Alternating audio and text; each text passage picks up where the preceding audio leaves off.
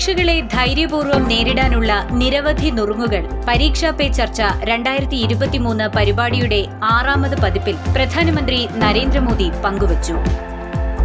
പഠനത്തോടനുബന്ധിച്ച് തനിക്ക് മുന്നിലെത്തിയ ചോദ്യങ്ങൾക്ക് കഥകളിലൂടെയും അദ്ദേഹം സംസാരിച്ചു. ന്യൂഡൽഹിയിലെ താൽക്കത്തോറ ഇൻഡോർ സ്റ്റേഡിയത്തിൽ നടന്ന പരീക്ഷാ പേ ചർച്ചയിൽ വിദ്യാർത്ഥികൾക്കും അധ്യാപകർക്കും അതുപോലെ മാതാപിതാക്കൾക്കും പരീക്ഷാ സമ്മർദ്ദം കുറയ്ക്കാനുള്ള മാർഗങ്ങളെക്കുറിച്ച് പ്രധാനമന്ത്രി സംവദിച്ചു. പഠനത്തിൽ ശ്രദ്ധ കേന്ദ്രീകരിച്ചാൽ പ്രതീക്ഷകളുടെ സമ്മർദ്ദം ഇല്ലാതാക്കാമെന്ന് പ്രധാനമന്ത്രി പറഞ്ഞു. സ്വന്തം ഉള്ളിലേക്ക് നോക്കണമെന്നും സ്വന്തം കഴിവുകൾ, ആവശ്യങ്ങൾ, ഉദ്ദേശങ്ങൾ, മുൻഗണനകൾ എന്നിവയുമായി പ്രതീക്ഷയെ ബന്ധിപ്പിക്കണമെന്നും അദ്ദേഹം പറഞ്ഞു.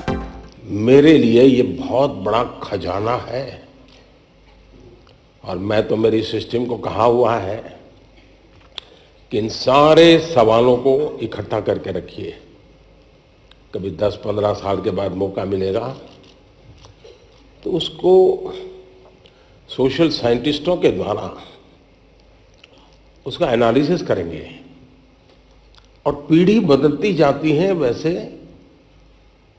स्थितियां जैसे बदलती जाती हैं वैसे उनके सपने, उनके संकल्प, उनकी सोच कैसे बहुत माइक्रो तरीके से बदलती है. इसका एक बहुत बड़ा थीसिस, शायद ही इतना सैंपल किसी के पास नहीं होगा जी तक.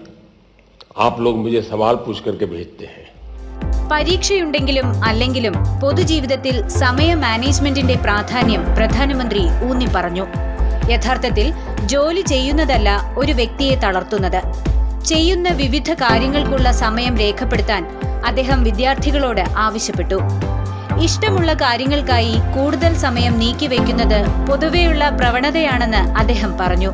വിദ്യാർത്ഥികൾക്ക് അവരുടെ അമ്മമാരെ നിരീക്ഷിക്കുന്നതിലൂടെ സമയത്തിന്റെ സൂക്ഷ്മ മാനേജ്മെന്റിന്റെ പ്രാധാന്യം മനസ്സിലാക്കാനും അതുവഴി ഓരോ വിഷയത്തിനും പ്രത്യേക മണിക്കൂറുകൾ നീക്കിവെക്കാനും കഴിയുമെന്ന് പ്രധാനമന്ത്രി ചൂണ്ടിക്കാട്ടി. वैसे भी जीवन में टाइम मैनेजमेंट के प्रति हमें जागरूक रहना चाहिए. परीक्षा और नो परीक्षा, आपने देखा होगा काम का ढेर क्यों हो जाता है. काम का ढेर इसलिए हो जाता है समय पर उसको किया नहीं इसलिए, और उसी में खोए रहते हैं. फिर 3 विषय ऐसे हैं जो कम पसंद है लेकिन जरूरी है, वो फिर आपको बोझ लगेगा. मैंने 2-2 घंटे मेहनत की लेकिन ये तो हुआ नहीं. और इसलिए आप सिर्फ पढ़ना 2 घंटे ऐसा नहीं, लेकिन पढ़ने में भी जब फ्रेश माइंड है तब जो सबसे कम पसंद विषय है, आपको सबसे ज़्यादा कठिन लगता है, तय कीजिए पहली 30 मिनट इसको, फिर एक पसंदगी वाला विषय है 20 मिनट उसको, फिर थोड़ा कम पसंद वाला 30 मिनट उसको. आप ऐसा स्लैब बनाइए तो आपको रिलैक्सेशन भी मिलेगा और आपको धीरे धीरे उन विषयों पर रुचि बढ़ेगी जो आप नॉर्मली टालते हैं. കഠിനാധ്വാനത്തിന് പകരം സ്മാർട്ട് വർക്കിന്റെ ആവശ്യകതയെക്കുറിച്ച് കേരളത്തിൽ നിന്നുള്ള ഒരു വിദ്യാർത്ഥി ചോദിച്ചു. അതിന് ദാഹമകറ്റാൻ കുടത്തിൽ കല്ലെറിഞ്ഞ കാക്കയുടെ ഉപമയിലൂടെയാണ് പ്രധാനമന്ത്രി മറുപടി നൽകിയത്. हम बचपन में थे तो एक कथा सुना पढ़ाते थे कि एक घड़े में पानी था, पानी जरा गहरा था और एक कौवा पानी पीना चाहता था लेकिन अंदर वो पहुंच नहीं पाता था. तो उस कौवे ने छोटे छोटे कंकर उठा करके उस घड़े में डाले और धीरे धीरे पानी ऊपर आया और फिर उसने आराम से पानी पिया. सुना है ये कथा? अब इसको आप क्या कहेंगे, हार्ड वर्क कहेंगे कि स्मार्ट वर्क कहेंगे? ഓരോ ജോലിയും ആദ്യം നന്നായി പരിശോധിക്കണം. ജോലി ചെയ്യുന്ന സമയത്തേക്കാൾ പ്രവൃത്തി പരിചയമാണ് പ്രധാനം.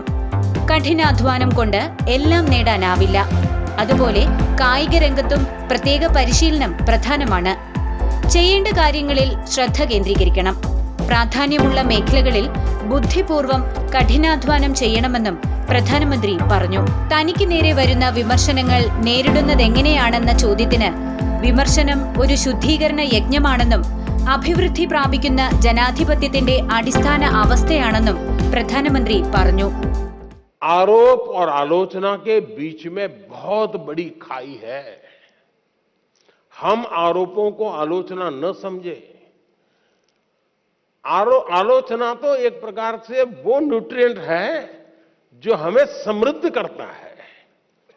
आरोप वो चीजें हैं जिसको हमने आरोप लगाने वालों को गंभीरता से लेने की जरूरत नहीं है, समय बर्बाद की जरूरत नहीं है. लेकिन आलोचना को कभी लाइट नहीं लेना चाहिए. आलोचना को हमेशा मूल्यवान समझना चाहिए.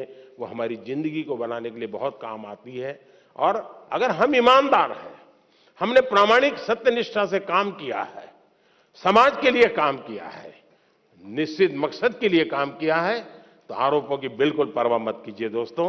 मैं समझता हूं आपकी एक बहुत बड़ी ताकत बन जाएगी. ലോകത്തിലെ ഏറ്റവും പഴക്കമുള്ള ഭാഷ തമിഴായതിൽ ഇന്ത്യക്കാരൻ എന്ന നിലയിൽ നാം എല്ലാവരും അഭിമാനിക്കുന്നു. മാതൃഭാഷയ്ക്ക് പുറമെ മറ്റൊരു പ്രാദേശിക ഭാഷ കൂടി പഠിക്കാൻ ശ്രമിക്കണമെന്നും പ്രധാനമന്ത്രി ആഹ്വാനം ചെയ്തു. ഓൺലൈൻ ഗെയിമിംഗ്, ഓൺലൈൻ ആസക്തി തുടങ്ങിയവയിൽ നിന്ന് വിടുതൽ നേടുന്നതിനുള്ള നുറുങ്ങുകളും പ്രധാനമന്ത്രി പങ്കുവച്ചു. ഗാഡ്ജറ്റ് നിങ്ങളെക്കാൾ സ്മാർട്ടായി കണക്കാക്കാൻ തുടങ്ങുമ്പോഴാണ് പ്രശ്നം ആരംഭിക്കുന്നത്. സ്മാർട്ട് ഗാഡ്ജറ്റ് സമർത്ഥമായി ഉപയോഗിക്കാനും സ്മാർട്ട്നെസ് ഒരാളെ പ്രാപ്തമാക്കുന്നുവെന്ന് പ്രധാനമന്ത്രി പറഞ്ഞു. പരീക്ഷാ പേ ചർച്ചയിൽ പങ്കെടുക്കുന്നതിനു മുന്നോടിയായി വിദ്യാർത്ഥികളുടെ പ്രദർശനങ്ങളും പ്രധാനമന്ത്രി വീക്ഷിച്ചു. പരീക്ഷാ പേ ചർച്ചയുടെ ഈ വർഷത്തെ പതിപ്പിൽ 155 രാജ്യങ്ങളിൽ നിന്നായി ഏകദേശം 38.80 ലക്ഷം രജിസ്ട്രേഷനുകൾ നടന്നു.